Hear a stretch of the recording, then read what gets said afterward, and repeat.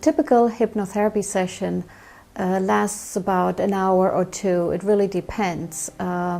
Because sometimes when we're really into the session and the person is under hypnosis, and we don't want to interrupt that flow of that session, because sometimes it's more difficult to get back into that same, into that vibe, so to say. Now, how many sessions we need, that also depends really on the person as well as on the issue. Quitting smoking, for example, can be between 1 or 3 sessions, depending on the fears also and how ingrained the fear is. It also depends on the person and how many sessions we may need.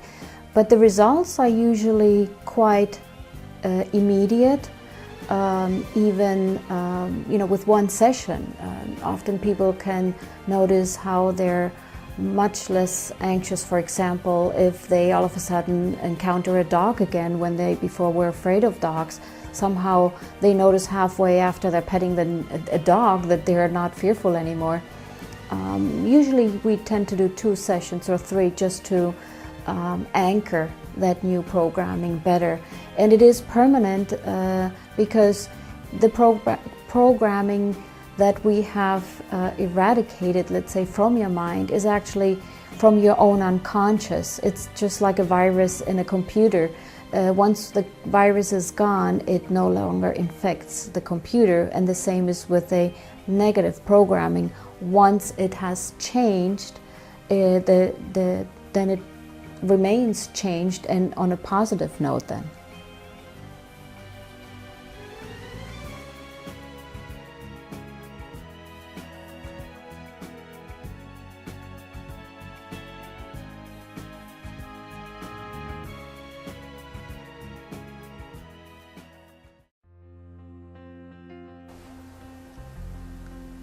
Hypnosis is very important, especially working with children, because children until the age of 5 or 7, they're still developing their analytical mind.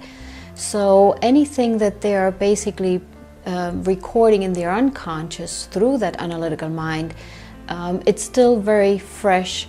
And for example, if they're fearful of a dog because they had a bad experience, the sooner we can help them eliminate that fear, it is then of course permanent for the rest of their lives. If they may have had a bad experience in school because they had one bad year, for example, the effect can then last throughout their high school and even into college and into their adulthood.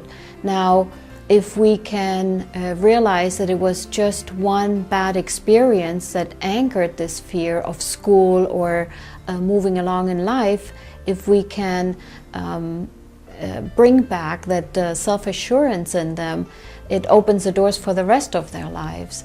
So again, we often have fears or tensions that we learn from our environment, sometimes from our parents, and the sooner we can change those negative programmings into positive programmings, our doors open for the rest of our lives, and we're much more productive, we're much more happier, and certainly more successful in life.